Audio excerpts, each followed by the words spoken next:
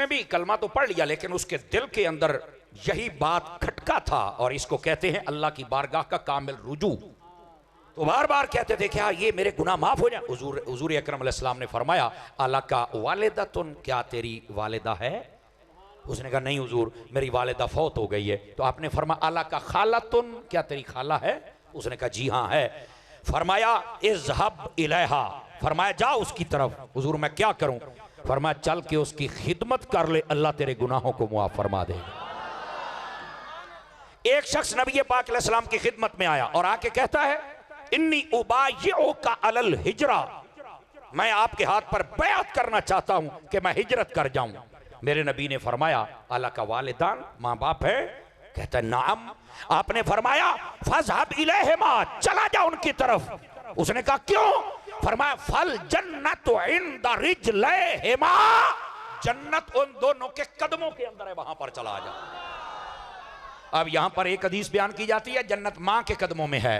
मैंने कहा मुनसे मिजाजी ये है मां के कदमों में भी है और बाप के कदमों में भी, ये याद रख लीजिए। ये वैसे बहुत सारे उलमा मुहद्दिसीन ने हदीस पाक को लिखा है, समझ आ रही है मेरी बात की? तो मां के कदमों में भी जन्नत है और बाप के हदीस पाक ने वाज़ेह कर दिया है। अलग से मां का भी जिक्र है।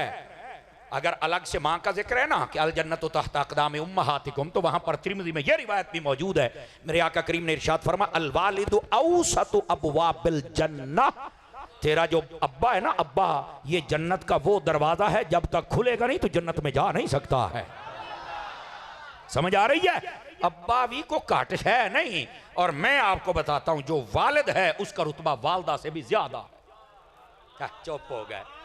नकीबा ते नाथ खाना ने साडा ज़हन ये बनाया कि मां है बाकी प्यो दी छुट्टी है, जबकि मैं आपको जिम्मेदारी से कह रहा हूं वालिदा से ज्यादा जिसका रुतबा है वो वालिद है। बैठे हो अच्छा, जेडे वालिद बैठे ने ना बाबे बुढ़े, इन्हों भी यकीन नहीं आता भी साडा वाकई ये डर रुतबा है। असल कौम सुनती नहीं ना, सुनाते नहीं ना। ये सुने आपका रुतबा मां से ज्यादा है। ये बात मैं आपको एक तरीके से समझा दूं अगर आप जाग रहे हैं तो। अल्लाह ने सबसे पहले अम्मा अब्बा को पैदा किया था या बाबे आदम अला नबी अलैहिस्सलाम को पैदा किया था? तो कोई नहीं समझ आई फिर अफजल कौन है। कुरान मजीद में अल्लाह ने फरमाया अर्रिजालु कव्वामूना अलन निसा, फरमाया जो मर्द हैं औरतों पर हाकिम हैं। तो तेनू कोई नहीं समझ आई फिर अगे कौन है? नहीं तवज्जो फरमा रहे यार।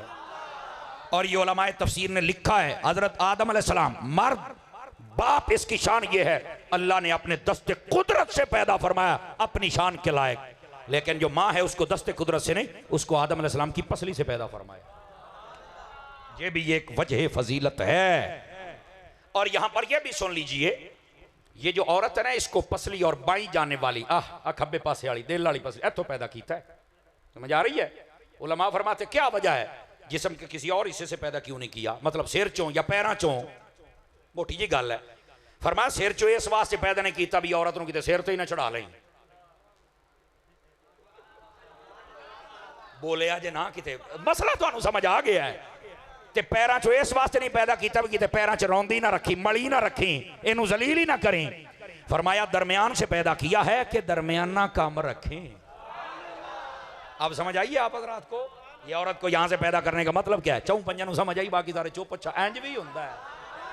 और खुदा के बंदो इसके साथ दरमियाना काम रखना चाहिए। बस औकात अपनी बीवियों को गालियां देना, धक्के देना, मारना, लून मिर्च बद हो जाए, तू इंज है, तू इंज है, तू इंज है, तेरी मां ने कुछ नहीं सिखाया। माशाल्लाह जरा तेरी मां ने सिखाया सानू नजर आउंदा पिया हाजी साहब। अल्लाह दा नाम मनो, थोड़ा जा खलोवो। मेरे नबी अलैहिस्सलाम ने फरमाया मैं हुस्न अखलाक के एतबार से भी तुमसे बेहतर हूं और अपनी बीवियों के साथ हुस्न अखलाक के एतबार से भी तुमसे बेहतर हूं। और ये बात मौजूद है, तवज्जो है जी सब हज़रात की। नबी पाक अलैहिस्सलाम अपने घर में जलवागर है। आपने फरमाया आयशा जी आका कहां हो, सेहन में, क्या कर रही हो? पानी पी रही हूं। अगली बात ध्यान से सुनिएगा, हर जुमले पर कहना ना पड़े, कुछ खुद समझा करें। फरमाया जितना पी लिया है पानी बस करो, बाकी मैं मोहम्मद पीऊंगा। ध्यान रखना जरा ध्यान। उस जमाने की एक गंदी रस्म थी कि अपनी जौजा का जूठा नहीं पिया जा। आज भी कई जाहिल ऐसे हैं, मैं कदी अपनी बेगम दे जूठे गिलास च पानी नहीं पीता। तो मैं कह तू बंदा है,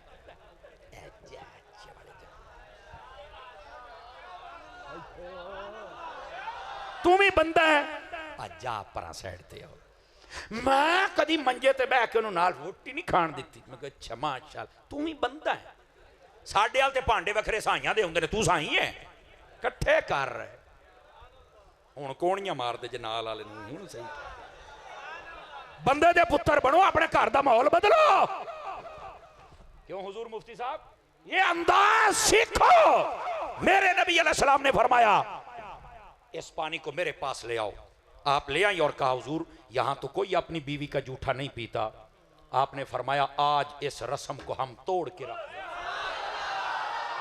आज हम तोड़ के रख देंगे और अगला जुमला भी सुनना पता चले घर में तुमने कैसे रहना है हर वेले गाला कड़नियां मारना तिखे देने बंदे दा बच्चा बन इंसान दो टांगों वाला जानवर न बन मेरे नबी अलैहि सलाम ने कासा पकड़ा और पकड़ के जो जुमला बोला आपने फरमाया आयशा ये बताओ तुमने मुंह कहां से लगाया था मैं मोहम्मद वहीं से मुंह लगा के पानी पी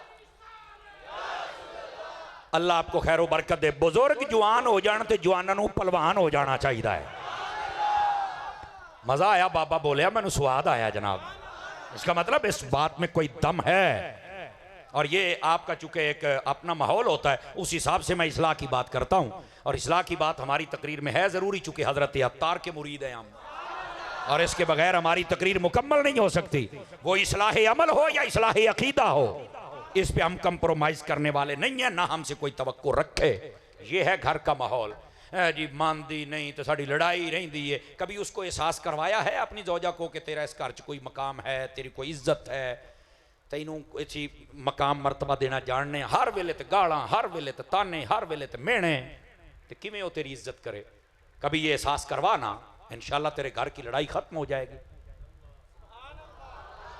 समझ आ गई आप रात को हमने अपने रवैये बदले हुए हैं और घर में दाखिल होते हैं ठुड्डा मार के आए घर पक्का क्यों पिया मंजा क्यों पिया फलानी है वो बंदा बन के घर वाड़ नबी पाक अलैहिस्सलाम अल्लामा सखावी ने लिखा है आका करीम अलैहिस्सलाम तशरीफ फरमाते एक शख्स आ गया कहने लगा हुजूर मैं बहुत गरीब हूं मेहरबानी करो मेरी गरीबी तो कड्डो